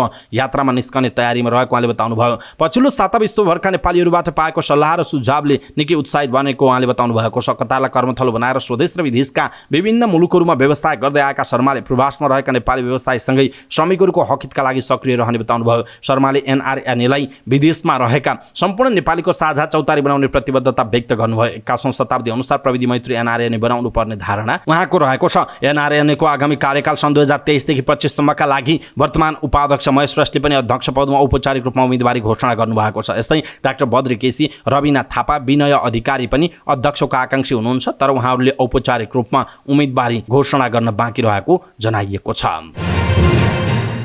गोर्खामा शनिबार भएका 2 छुट्टा-छुट्टै दुर्घटनामा 1 जनाको ज्यान गएको छ भने 4 जना घाइते भएका छन्। गोर्खा भच्चक सडक खण्डको सिरानचोक गाउँपालिका 4 अमराईमा शनिबार बिहान बसको ठक्करबाट मोटरसाइकल चालकको ज्यान गएको छ। मृत्यु हुनेमा स्थानीय 27 वर्षका रामलाल कुमार रहेको प्रहरीले जनाएको छ। भच्चक बजारबाट गोर्खा सदरमुकामतर्फ आउँदै गरेको G1 9736 नम्बरको बस र विपरीत दिशातर्फ जाँदै गरेको G7 नम्बरको मोटरसाइकल आपसमा ठोकिएर दुर्घटनामा परेका हुन्। दुर्घटनामा परि गम्भीर घाइते भएका कुमारको पुरानो मेडिकल कलेज चितवनमा उपचारका क्रममा ज्यान गएको डीएसपी रमेश कुमार श्रेष्ठले जानकारी दिनुभयो। बस चालक गोर्खा नगरपालिका 9 का रेशम गुरुङ र बसलाई नियन्त्रणमा लिएर आवश्यक अनुसन्धान भइरहेको प्रहरीले जनाएको छ। यस्तै गोर्खा नगरपालिका 3 नारेश्वरमा शनिबार बिहान ट्र्याक्टर दुर्घटनामा 4 जना घाइते भएका छन्। घाइते हुनेमा ट्र्याक्टर चालक पालुङटार नगरपालिका 9 मिरकोटका महेश थापा र ट्र्याक्टरमा सवार सप्तरी घर भई हाल नारेश्वर बस्ने रामविलास यादव रहेको जनाइएको छ। त्यस्तै पैदल यात्री नारेश्वरका 74 वर्षीय भुवन बहादुर थापा र 50 वर्षीय भोजराज ढकाल पनि घाइते भएको प्रहरीले जनाएको छ। उनीहरूलाई थप उपचारका लागि काठमाडौँ पठाइएको छ। ट्र्याक्टर चालक थापा र ट्र्याक्टरमा सवार यादव भने गोर्खा अस्पतालमा उपचार पश्चात डिस्चार्ज भइसकेको डीएसपी श्रेष्ठले बताउनुभयो। उहाँका अनुसार बालुवा बोकेर सदरमुकामबाट नारेश्वरतर्फ जाँदै गरेको ना5-60-77 नम्बरको ट्र्याक्टरको अगाडिको दुवैवटा टायर पड्किएर अनियन्त्रित भई सडकको नालामा पल्टिएको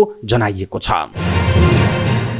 सिन्धुपाल्चोकको चौतारा साँगा चोक गढी नगरपालिका 9 घुमाउने डाँडामा मोटरसाइकल दुर्घटना हुँदा 2 जनाको जान गएको छ। अरनिको राजमार्ग अन्तर्गत खाडी चौरबाट बन्देउतर्फ जाँदै गरेको ना 8 ख 376 नम्बरको पेट्रोल बोक्ने ट्याङ्करले विपरीत दिशाबाट आउँदै गरेको बाप्र 02-031 प 5976 नम्बरको मोटरसाइकललाई ठक्कर दिएको। दुर्घटनामा परि मोटरसाइकल चालक 5 पोखरी थाङपाल गाउँपालिका 1 बाँस खर्काका समीर तामाङ र मोटरसाइकल पछाडि बस्ने मेलम्ची नगरपालिका 11 का नवीन पाण्डेको उपचारका क्रममा धुलीखेल अस्पतालमा जान गएको जिल्ला प्रहरी कार्यालय सिन्धुपाल्चोकका सूचना अधिकारी सञ्जीव कुमार यादवले जानकारी दिनुभयो। पाण्डे अनेरा सोहीको सिन्धुपाल्चोक जिल्ला कमिटीका सहसंयोजक हुनुहुन्छ भने तामाङ जिल्ला सदस्य रहेको बुझिएको छ। उनीहरू अनेरा सोहीको जिल्ला कमिटी सचिवालय बैठकका लागि 12 विषयतर्फ जाँदै गरेका बेला दुर्घटनामा परेको बताइएको छ। ठक्कर दिने ट्याङ्कर र चालक मकवानपुर थाहा नगरपालिका 12 का भीमबहादुर तेतुङलाई जिल्ला प्रहरी कार्यालयले नियन्त्रणमा लिएर अनुसन्धान अगाडि बढाइएको प्रहरीले जनाएको छ। स्याङ्जामा सामूहिक बलात्कारको आरोपमा 2 जना पक्राउ परेका छन्। 32 वर्षीय अपाङ्गता भएकी महिलालाई सामूहिक बलात्कारको आरोपमा पुतली बजार नगरपालिका 8 का 25 वर्षीय सुभाष गुरुङ र 27 वर्षीय मदन गुरुङ पक्राउ परेको जनाइएको छ। जिल्ला प्रहरी कार्यालय स्याङ्जाका सूचना अधिकारी पावल सिंह लावाका अनुसार भदौ 20 गते बौद्धिक अपाङ्गता भएका ती महिलालाई आफ्नै घरमा बसिरहेको अवस्थामा सामूहिक बलात्कारमा परेको उल्लेख छ। जाहेपछि उनीहरूलाई नियन्त्रणमा लिएर जबरजस्तीकरणीय मुद्दामा अनुसन्धान भइरहेको छ उहाँले भन्नुभएको छ। उनीहरूलाई हिरासतमा राखेर अनुसन्धान गर्न शुक्रबार नै जिल्ला अदालत स्याङ्जाबाट अनुमति लिएको प्रहरीले जनाएको छ। विद्यालय समयमा विद्यार्थी बेहोस हुन थालेपछि बैतडीको मेलौली नगरपालिका 7 मा रहेको मणिलेक मावि काँडामा पठन पाठन प्रभावित भएको छ। कक्षा 7 देखि 12 सम्मका छात्रा विद्यालयमा बेहोस हुने समस्या आएपछि पठन पाठन प्रभावित भएको विद्यालयका प्रधानाध्यापक देवदत्त कलौनीले जानकारी दिनुभयो। उहाँका अनुसार विद्यालय आइसकेपछि छात्रा रुने कराउने काँप्ने बेहोस हुने समस्या देखिने गरेको छ। बिहानको समयमा लाइन बसेका बेला र कक्षा कोठाहरूमा छात्राहरू बेहोस भएर ढल्ने गरेको प्रधानाध्यापक कलौनीले जानकारी दिनुभयो। सुरुमा एकजना छात्रालाई यो समस्या देखिए लगतै अरू छात्रामा पनि देखिएको उहाँले बताउनु भएको छ। छात्रामा देखिएको यस्तो समस्या मास हिस्टेरिया रहेको स्वास्थ्य कार्यालय बैतडीका प्रमुख योगेश प्रसाद भट्टले बताउनु भएको छ। यो सामान्य खालको बिरामीको लक्षण हो। उनीहरूमा भावना उत्पन्न भएर एकबाट अर्कोमा बेहोस हुने क्रम सर्ने गर्दछ। उहाँले भन्नुभयो मनोपरामर्शलाई जोड दिने, सान्त्वना दिने, मनोबल बढाउने खालका कुरा गर्ने, सांस्कृतिक कार्यक्रम गरेर मनोरञ्जन दिने लगायतका क्रियाकलापमा सहभागी गराउनुपर्छ। बिस्तारै समस्या कम भएर जान्छ उहाँले भन्नुभएको छ। यसअघि बैतडीको पञ्चेश्वर र सिंहास गाउँपालिकाका विद्यालयमा पनि विद्यार्थी बेहोस हुने समस्या देखा परेको थियो। लुम्बिनी प्रादेशिक अस्पतालले विशेषज्ञ सहितको सेवा प्रदान गर्दै आएको छ। यस अस्पतालमा बहिरङ्ग ओपीडी विभागमा दैनिक बिरामीको परीक्षण र उपचार गर्ने क्षमता झन्डै 500 रहेको छ। तर यहाँ दैनिक 2500 जनासम्म बिरामी उपचारका लागि आउने गर्छन्। अस्पतालमा विशेषज्ञ सेवा सहित 2 दर्जन बढी स्वास्थ्य सेवा उपलब्ध छ। अस्पतालमा स्वास्थ्य सेवाका लागि प्रायजसो मुटु, मृगौला, पाचन प्रणाली, कलेजो, आन्द्रा र पेटको समस्या भएका बिरामीको संख्या अधिक रहने गर्छ। पछिल्लो समय मुटु, पाचन प्रणाली, कलेजो, आन्द्रा र पेटको समस्या भएका बिरामीका लागि सहज र सुलभ अनि प्रभावकारी उपचारको व्यवस्था छैन। बिरामीको उपचारका लागि आवश्यक परीक्षण र उपचारको समेत सहज प्रबन्ध नहुँदा निजी तथा जिल्ला बाहिरका अस्पतालमा पुगेर महँगो सेवा लिनुपर्ने बाध्यता छ। यस्ता बिरामीको उपचारका लागि आवश्यक पर्ने करिब 17 करोड रुपैयाँ बढीका खरिद गरिएका स्वास्थ्य उपकरण अस्पतालका कोठामा थन्काइएको छ। आवश्यक जनशक्ति र उपकरण सञ्चालनका लागि आवश्यक पर्ने थप उपकरणको व्यवस्था नहुँदा 1.5 वर्षदेखि प्रयोगमा आउन नसकेको उल्लेख छ। पछिल्लो समय मानिसको स्वास्थ्यमा जटिल बन्दै गएको मुटु स्वास्थ्य सेवा यस अस्पतालले सुरु गरेको छ। यो जटिल रोगका लागि अस्पतालमा विशेषज्ञ चिकित्सकले सेवा दिँदै आएका छन्। तर मुटुको उपचारका लागि परीक्षण र थप उपचारका लागि महत्त्वपूर्ण मानिएको क्याथल्याब मेसिन गएको 10 महिनादेखि अस्पतालको एउटा कोठामा थन्काएर राखिएको छ। लुम्बिनी प्रदेश सरकारले गएको वर्ष झन्डै 10 करोड रुपैयाँमा खरिद गरेर प्रादेशिक अस्पताललाई उपलब्ध गराएको मुटुको उपचारमा प्रयोग हुने क्याथल्याब मेसिन सञ्चालनका लागि आवश्यक जनशक्ति व्यवस्थापन नहुँदा थन्किएको जनाइएको छ। यससँगै प्रादेशिक अस्पतालमा ग्यास्ट्रोइन्टेरोलोजिस्टको सेवा प्रदान गर्ने उद्देश्यले करिब 1.5 वर्ष अघि नै ERCP मेसिन र मोटराइज्ड स्पाइरल इन्टेरोसेपी मेसिन पनि खरिद गरेर राखिएको छ। यी स्वास्थ्य उपकरण मध्ये ERCP मेसिन बिरामीको पित्त तथा कलेजोबाट निस्कने नलीको भागलाई रोग पहिचानका लागि हेर्ने, दूरबीनबाट हेर्ने र कुनै ठाउँमा पत्थरी रोकिएको रहेछ भने निकाल्ने तथा उपचार गर्ने प्रविधि हो। यस्तै मोटराइज्ड स्पाइरल इन्डोस्कोपी भने बिरामीको आन्द्राको पुरै भागबाट हेरेर रोग पत्ता लगाउने हो। यो उपकरण संघीय सरकारको विनियोजित बजेटबाट करिब 6 करोड रुपैयाँभन्दा बढी लागतमा खरिद गरिएका हुन्। यी उपकरण सञ्चालनमा ल्याउन थप केही उपकरण आवश्यक पर्ने र ती उपकरण आएपछि जनशक्तिको व्यवस्थापन गरेर सञ्चालनमा ल्याइने अस्पतालका मेडिकल सुपरिन्टेन्डेन्ट सुदर्शन थापाले बताउनु भएको छ। दर्शक महानुभाव, लुम्बिनी प्रादेशिक अस्पतालमा कोठामै थन्किएका छन् महँगा स्वास्थ्य उपकरण, तर बिरामीहरू जिल्ला बाहिर अथवा निजी अस्पतालहरूमा गएर उपचार गराउनु पर्ने बाध्यता छ। यसप्रति तपाईको धारणा के छ? आफ्नो धारणा तलको कमेन्ट बक्समा कमेन्ट गर्नुहोला। एक दशक अगाडिसम्म बागलुङको पश्चिम भुजी खोला क्षेत्रमा धेरै जसोले मगर भाषा बोल्ने गर्थे। पछिल्लो समय यहाँ मगर भाषा बोल्न छोडिएको छ। बुढापाकाहरूले कहीँ कतै बोल्ने गरेको सुनिए पनि युवा पुस्तामा भाषाको ज्ञान नभएकाले भाषा नै लोप हुने अवस्थामा पुगेको स्थानीयहरू बताउँछन्। पुर्खौँदेखि बोल्दै आएको भाषा हराउँदै गएपछि स्थानीयले संरक्षण गर्न सरकारसँग माग गरेका छन्। अहिले बागलुङको निसी खोला गाउँपालिका 5 र 6 मा मात्रै मगर खाम भाषा बोल्ने गरिन्छ। यसबाहेक अन्य क्षेत्रमा मगर भाषा बोलेको पाइँदैन। भुजी खोलामा मगर भाषा बोल्न छोडेपछि परम्परागत मौलिक संस्कृति पनि हराउने जोखिम बढेको छ। ढोरपाटन नगरपालिका 9 का 80 वर्षीय भैरव बुढा मगरले आफूहरूको भाषा हराउने अवस्थामा पुगेको भन्दै यसको संरक्षणमा स्थानीय सरकारले ध्यान दिनुपर्ने बताउनुभयो। बालबालिका विद्यालयमा जान थालेपछि भुजी खोला क्षेत्रमा बोलिने गरेको भाषा हराउँदै गएको उहाँको बुझाइरहेको छ। ढोरपाटन नगरपालिका 4 देखि 9 सम्म बाक्लो मगर बस्ती छ। आधुनिक प्रविधिको विकास र अरूको देखासिकीका कारण आफ्नो मौलिक भाषा हराउँदै गएको बुढा मगरको भनाइरहेको छ। उहाँका अनुसार यस क्षेत्रमा बोलिने मगर भाषालाई स्थानीयले भुजेल भाषा भन्ने गर्दथे। ढोरपाटन नगरपालिका 6 की खिमकुमारी बुढा मगरले भाषासँगै यहाँ मगर संस्कृति पनि हराउँदै गएकोमा चिन्ता व्यक्त गर्नु भएको छ। अमेरिकी उपराष्ट्रपति कमला ह्यारिसको जीवनीको नेपाली संस्करण काठमाडौँमा सार्वजनिक भएको छ। The truth we HoldCo Nepali अनुवाद सत्यको जगमा उभिएर सार्वजनिक भएको हो। पुस्तकको अनुवादक विप्लव प्रतीक र लेखक अनुवादक सगुना शाह तथा वी रिडकी सीईओ सुनीति अमात्यले विमोचन गर्नुभयो। अनुवादक प्रतीकले सुरुवातदेखिकै हरेक यात्रा र सङ्घर्षमा कमलाले सत्मार्गमा हिँडेको आफूले पाएको बताउनुभयो। उहाँको जीवन नै हरेक मानिसलाई प्रेरणा र ऊर्जा दिने खालको छ उहाँले भन्नुभएको छ। रङ्गभेद तथा बालबालिका र महिला माथिको विभेद अदालतमा बयानका क्रममा उनीहरूको परिस्थितिबारे ह्यारिसले गरेको अनुभव आफूलाई मन परेको अनुवादक शाहले बताउनुभयो। आप्रवासी आन्दोलनदेखि समलिङ्गी तेस्रो लिङ्गी आर्थिक व्यवस्था लगायतका विषय पनि महत्त्वका साथ आएको उहाँको भनाइ छ। 2 वर्ष अघि नै पुस्तकको काम थालिए पनि विविध प्राविधिकका कारण ढिलाइ हुन पुगेको प्रतीकले बताउनु भएको छ। चितवनको मुख्य बजार क्षेत्र नारायणगढदेखि गोन्द्राङसम्मको सडक 6 लेनमा विस्तार गर्ने कामका लागि सरकारले चालु आर्थिक वर्षमा जम्मा 5 करोड मात्रै बजेट विनियोजन गरेको छ। 6 किलोमिटर लामो सडक विस्तारको म्याद आउने मक्सिरसम्म छ। सडक डिभिजन कार्यालय भरतपुरका अनुसार सडक विस्तारको करिब 70% काम सकिएको छ। सडक विस्तार गरिरहेको ठेकेदार कम्पनी सगुन कन्स्ट्रक्सनले सरकारले चालु वर्षका लागि छुट्याएको रकम बराबरको काम गरिसकेकाले भुक्तानीका लागि बिल पेश गर्ने तयारी भएको बताइएको छ। साउन यता नै 5 करोडको काम गरिसकेका छौँ। ठेकेदार कम्पनीका प्रमुख सहदेव खड्काले भन्नुभयो भुक्तानी का लागि बिल बनाउने काम भइरहेको छ। 1 अर्ब 23 करोड रुपैयाँ कुल लागत रहेको यो सडक निर्माण कम्पनीले 72 करोड रुपैयाँ भुक्तानी लिइसकेको छ। मक्सिरसम्मको 3 महिनाको अवधिमा ठेकेदार कम्पनीले बाँकी 30% काम सकेमा उसलाई थप 60 करोड रुपैयाँ भुक्तानी गर्नुपर्छ। तर सरकारले 5 करोड रुपैयाँ मात्र दिएकाले थप बजेट सरकारले नदिई सडक विस्तारको काम प्रभावित हुने देखिएको बताइएको छ। भरतपुर महानगरपालिकाले सन् 2024 लाई भरतपुर भ्रमण वर्ष मनाउने तयारी गरिरहँदा नारायणगढ बजार क्षेत्रमा नै सडक लठबद्र हुनु नै हो कि भन्ने चिन्ता बढ्न थालेको छ। सडक डिभिजन कार्यालय भरतपुरका प्रमुख रमेश पौडेलले सडक विस्तारमा बजेटको अभाव हुने देखिएकाले रकम माग्ने प्रक्रिया अगाडि बढाएको बताउनुभयो। उहाँका अनुसार पुसभन्दा अगाडि थप रकम आउने सम्भावना कम रहेको छ। ठेकेदार कम्पनीले भरतपुरको रिजाल चोकदेखि गोन्द्राङसम्म सडक कालोपत्री गर्नु अघिको काम सकेको छ। सडक पेटियोरको काम भने बाँकी देखिएको छ बाँकी रहेको छ। माथिल्लो सतहमा कालोपत्री पनि बाँकी नै छ। रिजाल चोकदेखि पुलचोकसम्मको सडकमा काम अहिले भइरहेको छ। रिजाल चोकदेखि भरतपुर ओह्रालोसम्म दुवै भागमा सर्भिस लेन बनेको छ भने बीचको मूल खण्डको काम पनि भइरहेको छ। बजार क्षेत्रमा तल्लो भागको सर्भिस लेनको काम भइरहेको छ। त्यसलाई सकेपछि मात्रै उपल्लो भागको सर्भिस लेनमा काम गर्ने योजना ठेकेदार कम्पनीको छ। बर्खामा वर्षा र हिलोका कारण काम गर्न समस्या परेको सडक डिभिजन कार्यालयका प्रमुख पौडेलले बताउनुभयो। 10 सम्म उज्जारको तल्लो सर्भिस लेन सक्ने योजना रहेको जनाइएको छ। मंगलबारदेखि काठमाडौँमा नाडा अटो सो 2023 जारी रहेको छ। उक्त अटो सोमा अवलोकनकर्ताको भिडले थप रौनकता देखाएको छ। आर्थिक शिथिलताका बावजुद आयोजित अटो सोमा सवारी खरिदकर्ता अवलोकनकर्ताहरूको भिड उत्साहप्रद रूपमा बढेको छ। अटो सोको 5औं दिन शनिबारसम्म 50,000 भन्दा बढी अवलोकनकर्ताले प्रदर्शनको अवलोकन गरेको नाडा अटो सोका संयोजक अनुप बरालले बताउनुभयो। उहाँले 3 वर्षपछि अटो सो भए पनि अवलोकन र खरिदकर्ताहरूको उपस्थिति उत्साहजनक रहेको बताउनुभयो। उहाँले सवारी साधनहरूमा पनि पछिल्लो समय विद्युतीय गाडीमा मानिसहरूको आकर्षण देखिएको बताउनुभयो। उहाँले विशेष गरी नयाँ र पुराना विद्युतीय सवारी साधनमा मानिसको माग र आकर्षणका साथै कारोबार पनि राम्रो रहेको दावी गर्नुभएको छ। उहाँले विद्युतीय सवारी साधनमा देखिएको मानिसहरूको भिडले विद्युतीय सवारी साधनमा विश्वास बढेको देखिएको उल्लेख गर्नुभयो। संयोजक बरालले अटो सोमा 2 र 4 पाङ्ग्रे सवारी साधनको बुकिङ र भएको चहल पहलले अर्थतन्त्रमा सकारात्मक सन्देश दिएको पनि बताउनु भएको छ। उहाँले अटो सोमा सवारी खरिदकर्ता अवलोकनकर्ताहरूको आकर्षण हेर्दा अटोमोबाइल क्षेत्रलाई चलायमान बनाउने देखिएको उल्लेख गर्नुभयो। उहाँले 2 दिनमा 20,000 सम्म अवलोकनकर्ता आएकोमा 70,000 अवलोकन गराउने उद्देश्य पूरा हुने भन्दै कारोबार पनि अपेक्षा अनुसार हुने विश्वास रहेको बताउनु भएको छ। उहाँले अटो सोले अर्थतन्त्र र अटोमोबाइल क्षेत्रलाई चलायमान बनाउने काम गरेको पनि बताउनु भएको छ।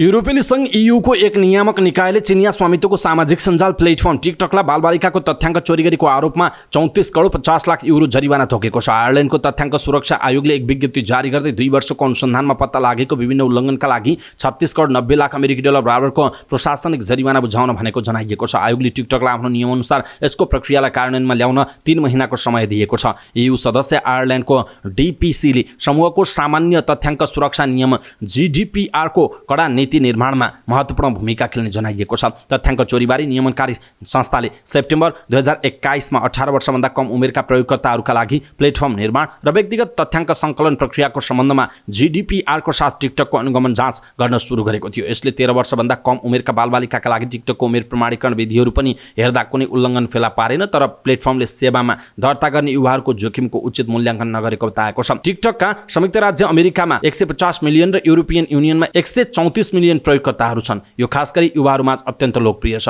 जरिवानाको जवाफमा टिकटकले फैसलासँगै सम्मानपूर्वक असहमत जाहेर गरेको छ। उसले कसरी अगाडि बढ्ने भन्ने बारेमा सोच विचार गरिरहेको प्रतिक्रिया दिएको जनाइएको छ। इजरायली सेनाले गाजामा हवाई आक्रमण गरेको छ। प्यालेस्टाइनी प्रदर्शनकारीहरूले र्याली गरिरहेका बेला इजरायली सेनाले आक्रमण गरेको बताइएको छ। हमलामा 12 जना प्यालेस्टाइनी प्रदर्शनकारीहरू घाइते भएका छन्। प्रदर्शनकारीमाथि इजरायली सेनाले रबरका गोली हानेको उल्लेख छ। प्रदर्शनकारीहरूले थप आपराधिक गतिविधि नगर्न इजरायललाई चेतावनी दिएका छन्।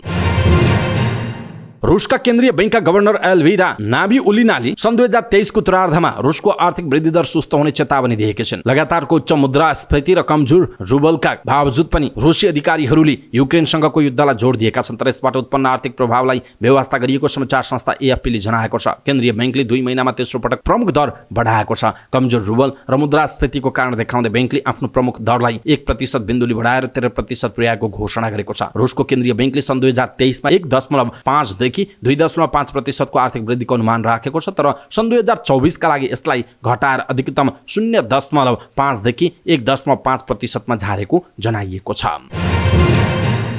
19औं एसियन गेम्स एसियाडमा सहभागी हुन नेपाली राष्ट्रिय पुरुष भलिबल टिम चीन प्रस्थान गरेको छ। सेप्टेम्बर 23 देखि अक्टोबर 8 सम्म चीनको हङझाओमा हुने एसियाडमा नेपालको पुरुष र महिला दुवै टिमले सहभागिता जनाउनेछन्, तर पुरुष भलिबलको प्रतिस्पर्धा भनी उद्घाटन समारोह भन्दा अघि सेप्टेम्बर 19 देखि नै सुरु हुने भएकाले भलिबल टोली चाँडै चीन गएको उल्लेख छ। मानबहादुर श्रेष्ठको कप्तानीमा रहेको नेपाली टोलीमा यसपटक युवा र नयाँ खेलाडीहरू धेरै छन्। यस्तै मुख्य प्रशिक्षकमा नेदरल्यान्डका प्रशिक्षक हान अबिङ रहेको जनाइएको छ। पुरुष भलिबलको खेल सेप्टेम्बर 19 देखि 26 सम्म हुनेछ। समूह बीमा रहेको नेपालले एसियन पावर हाउस इरान र बहराइनसँग खेल्नेछ। नेपालले पहिलो खेल सेप्टेम्बर 19 मा बहराइनसँग खेल्नेछ भने समूहको अन्तिम खेल सेप्टेम्बर 20 मा हुनेछ। समूह बी मा शीर्ष 2 मा रहन सके नेपालले नकआउट चरणको यात्रा तय गर्नेछ। यदि समूह चरणबाट बाहिरिएमा भने नेपाली टोलीले अन्य खेल खेल्न नपाउने जनाइएको छ। यसपटक पुरुष भलिबलमा समूह चरणबाट बाहिरिने टिमले वरियताका लागि खेल खेल्न पाउने छैन। महिलातर्फ भने खेल सेप्टेम्बर 30 देखि अक्टोबर 8 सम्म हुनेछ, जसमा नेपालले समूह चरणमा दक्षिण कोरिया र भियतनामसँग खेल्नेछ। 19औं एसियाडमा नेपालबाट 29 खेलका 253 खेलाडी सहभागी हुँदैछन्। एसियाडको इतिहासमा यसपटक नेपालले सबैभन्दा धेरै खेलाडी पठाउन लागेको छ।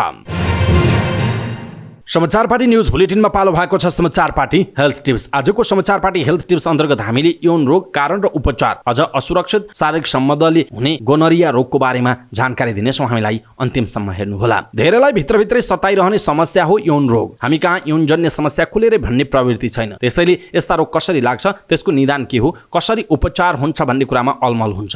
जब रोगले च्यापेर सहनै नसक्ने अवस्था हुन्छ नि, तब मात्र बिरामीहरू अस्पताल पुग्ने गर्छन्। यसरी अस्पताल पुग्ने मध्ये धेरैलाई देखिने यौन रोग भनेको गोनेरिया हो। विश्व स्वास्थ्य संगठनको तथ्याङ्कले भन्छ कि विश्वभर हरेक वर्ष 10 करोडभन्दा बढी मान्छे गोनेरियाबाट पीडित हुन्छन्। यही विषयमा आज हामी डाक्टर प्रज्वल पुडासैनीले दिएको हेल्थ टिप्स प्रस्तुत गर्छौँ। त्यसो त गोनेरिया के हो त? गोनेरिया एक खालको पिसाब नलीबाट पिप बग्ने ब्याक्टेरियल संक्रमण हो। ब्याक्टेरियम गोनोरी भन्ने कीटाणुको संक्रमणबाट यो रोग एक व्यक्तिबाट अर्कोमा सर्छ। यसले पुरुष र महिला दुवैलाई प्रभावित गर्न सक्छ। यो रोग समयमा उपचार पाए पूर्ण रूपमा निको हुन्छ।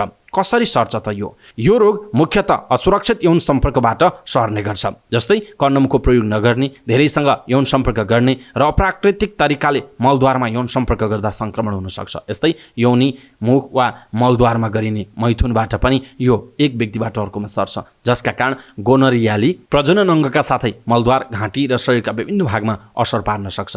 संक्रमित महिलासँगको असुरक्षित यौन सम्बन्धबाट गोनरिया रोग पुरुषमा सर्ने सम्भावना करिब 20% हुन्छ, तर संक्रमित संक्रमित पुरुषसँग महिलाले असुरक्षित यौन सम्पर्क गरेमा सर्ने सम्भावना एकदमै धेरै हुन्छ। गर्भवती महिला गोनोरिया संक्रमित भएमा बच्चामा पनि रोग सर्ने सम्भावना धेरै रहन्छ, जसले गर्दा जन्मिएको शिशुमा आँखा राता हुने, पिप बग्ने समस्या हुन सक्छ।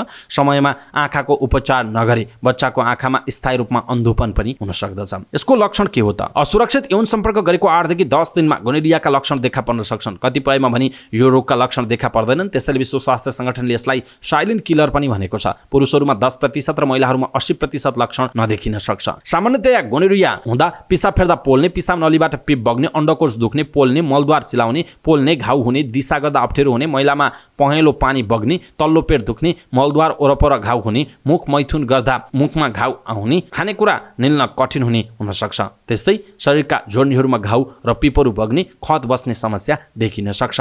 यसको जटिलता के हुन सक्छ? गोनोरियाको उपचार गरिएन भने यो शरीरका अन्य भागमा पनि फैलन सक्छ। यसले गम्भीर स्वास्थ्य समस्या निम्त्याउन सक्छ। पाठेघरमा खत बसाउने, ढाड दुख्ने समस्या, पाठेघरको भित्तामा संक्रमण भइराख्ने र पछि बाँझोपन बढाउने र गर्भ रहेमा भ्रूण पाठेघरको नलीमा बस्ने र पुरुषको अण्डकोषमा असर गरी बाँझोपन निम्त्याउन सक्ने जोखिम पनि हुन सक्छ। त्यस्तै गोनोरियाले HIV लाग्ने र फैलाउने जोखिम पनि बढाउन सक्छ। अब यसको पहिचान कसरी गर्ने र उपचार कस्तो हुन्छ? माथि उल्लेखित लक्षण देखिएमा सामान्य पिसाब तथा स्वाब परीक्षण गर्नुपर्छ। गोनोरिया देखिए अन्य यौन प्रसारित रोग, भिरिङ्गी, एड्स जस्ता रोगको पनि परीक्षण गर्नुपर्छ। यसको उपचार एन्टिबायोटिक औषधि र सुईबाट सम्भव छ, जुन चिकित्सकको परामर्शमा मात्र लिनुपर्छ। यसले ब्याक्टेरियालाई प्रभावकारी रूपमा मार्न सक्छ र संक्रमणलाई थप फैलनबाट रोक्न सक्छ। यो औषधि वा सुई मध्ये एक लगाउँदा राहत महसुस हुन्छ। यौन रोगमा संक्रमितको पार्टनर पनि खोजेर उपचार गरिन्छ। पूर्ण रूपमा रोग निको नहुन्जेल यौन सम्बन्ध नराख्नु नै उत्तम हुन्छ। संक्रमणबाट कसरी बच्ने त? गोनोरियाको रोकथामबाट आफूलाई बचाउने सबैभन्दा राम्रो तरिका भनेको यौन सम्पर्क सुरक्षित ढङ्गले राख्नु नै हो। प्रत्येक पटक यौन सम्पर्क गर्दा कन्डमको प्रयोग गर्ने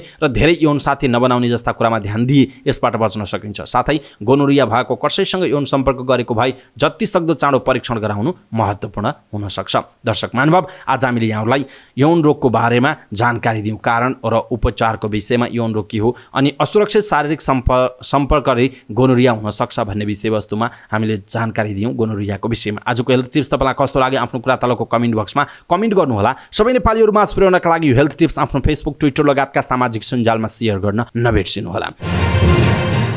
हवस् त दर्शक महानुभाव, समाचारपाटी.com को न्युज बुलेटिन अहिलेका लागि यति नै। हामीले प्रस्तुत गरेका यी समाचारहरूप्रति तपाईँको धारणा के छ? आफ्नो धारणा तलको कमेन्ट बक्समा कमेन्ट गर्नुहोला। हाम्रो मेहनतका लागि यो भिडियोमा एउटा सानो लाइक अवश्य गर्नुहोला। दर्शक महानुभाव, पलपलको न्युज अपडेटका लागि हाम्रो च्यानललाई तपाईँले अहिलेसम्म सब्स्क्राइब गर्नुभएको छैन भने कृपया सब्स्क्राइब गर्नुहोस् अनि नजिकै आउने बेल आइकनलाई क्लिक गर्नुहोला। समाचारपाटी.com को न्युज बुलेटिन नेपाली समयअनुसार आज साँझ 6 बजे लिएर फेरि हामी उपस्थित हुनेछौँ। पलपलको न्युज अपडेटका लागि समाचारपाटी.com हेर्दै गर्नुहोस्। नमस्कार।